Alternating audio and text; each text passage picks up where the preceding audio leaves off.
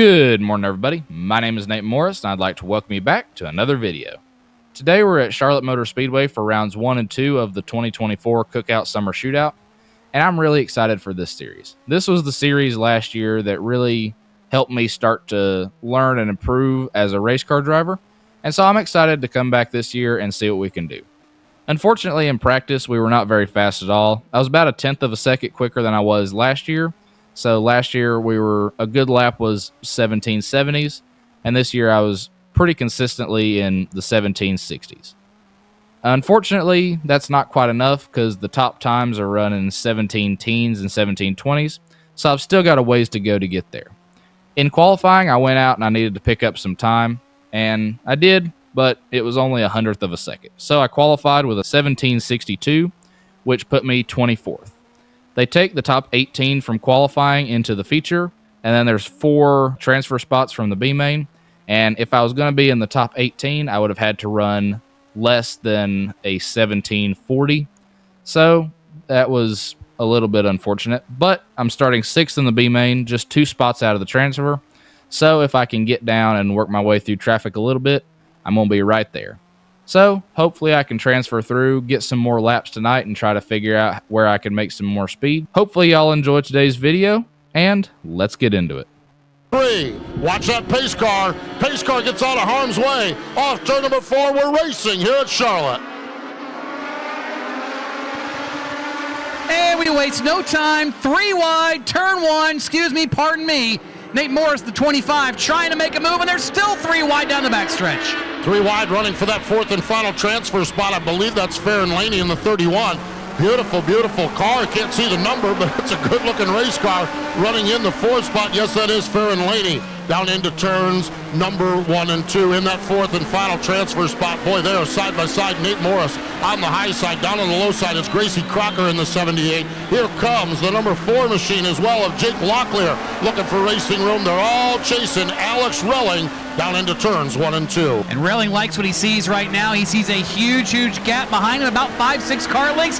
And that's good news as well if you're Dawson Drimmy, Sterling Risley. But the fight is the 31 on back. Fair and Laney, and Stevie's got his hands full now. Here comes Ian Hampton, and he's to the inside in turn 1, but caution is out. All right, that wasn't exactly the start I wanted, but we're not in a bad spot. I'm sitting 7th here with 12 laps to go, so we're still in a good spot. I did notice under the caution my wheels turned a little bit to the right after me and another car made some contact on lap 3, but I don't think that's going to be too much of an issue, and I'm just going to try to go out here and try to continue on and transfer through. Caution lights are out, 3 laps in, 12 laps to go.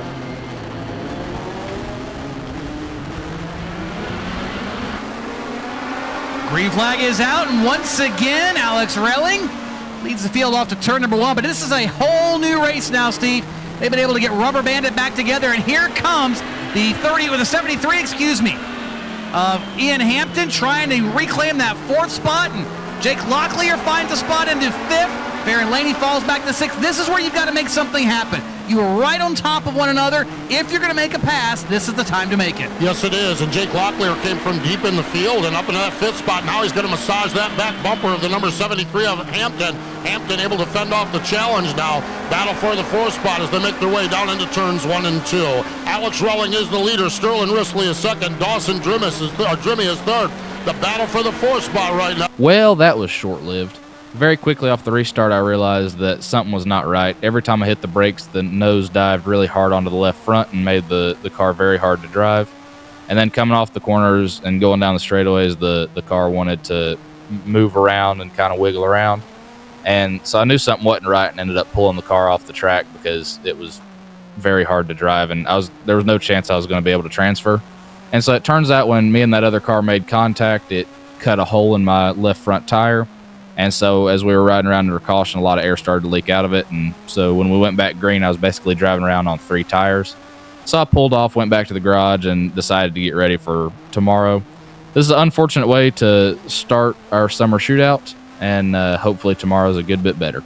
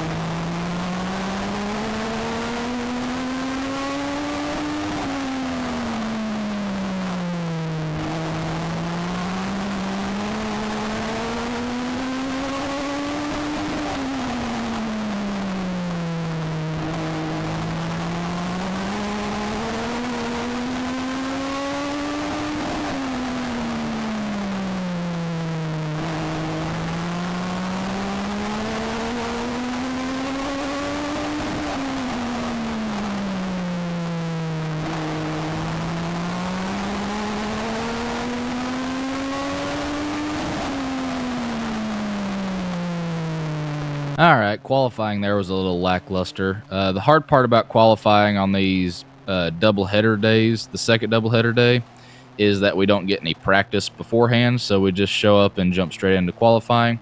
And for us, we had a brand new tire on the left front that hadn't got a chance to be scrubbed in, so I'm sure that didn't help us either. And so as a result of having no practice, the entire field was a 1/10 of a second slower, but that didn't matter for us. We ended up in the same spot we did yesterday, 24th, 6th in the B main. So I'm going to have to just go back after it, try to fight my way through the B main this time, hopefully not get a flat tire, and hopefully get into the show.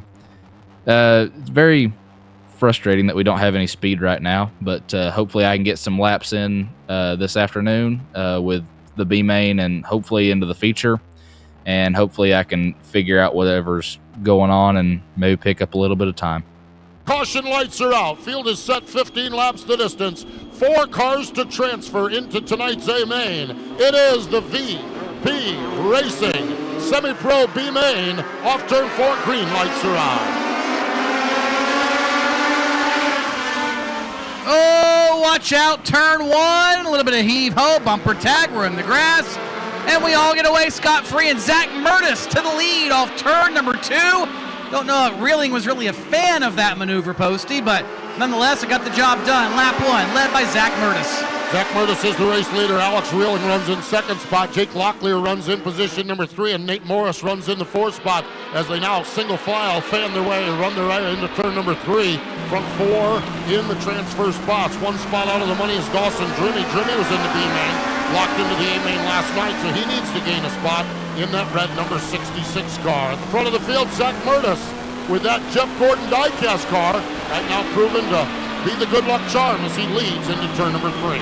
Well, it was good luck for now, but maybe not for the rest of the race, as here comes Reeling back by him on lap number 3. So move Reeling back to the point into a qualifying position. Murtis got finned off the 4 of Jake Locklear.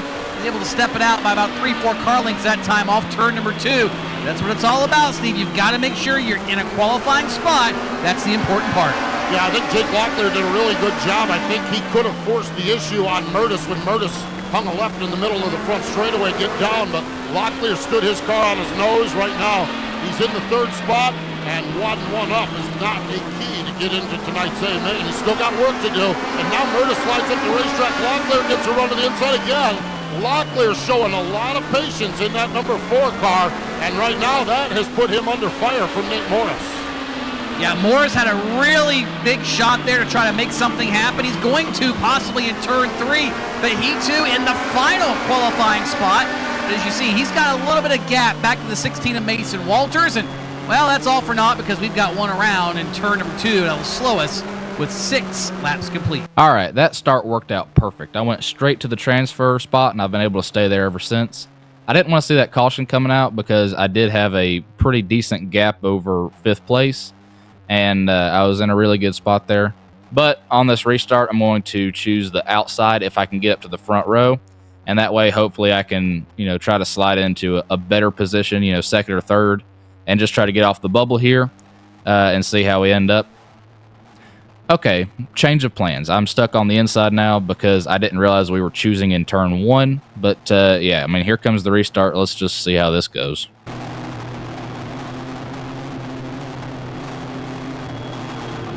Track caution lights are out. 6 laps down, 9 laps to go. Alex Reeling outside, choosing the high side. Mason